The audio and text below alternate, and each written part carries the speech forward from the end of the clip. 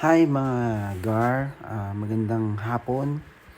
At eto tayo, work muna. Yan, dito rin tayo natuto mag-cutting ng torch para sa isang tornilyo. Ganyan talaga ang buhay dito sa Canada. Kailangan hindi ka mapili sa trabaho dahil binabayaran ka ng tama. Hindi tulad sa ating bansa, kung ano lang yung alam mo, yun lang yun ang babayaran sa'yo. At dito talaga sa Canada matututo ka sa mga bagay na hindi mo ginagawa dati pero dito gagawin mo. Ingat-ingat lang tayo dahil delikado yan. Pwede ka matalsikan kung saan-saan. Yung damit ko dyan, butas-butas na manggar. Kaya konting ingat pa rin.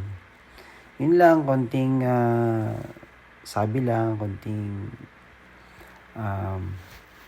kaalaman lang sa pag-work dito. Hindi ka dapat maging mapili sa anumang gagawin.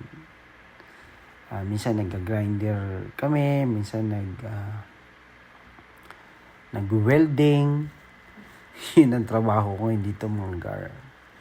Kaya ayun, salamat sa konti panonood nyo. At ingat. Bye-bye.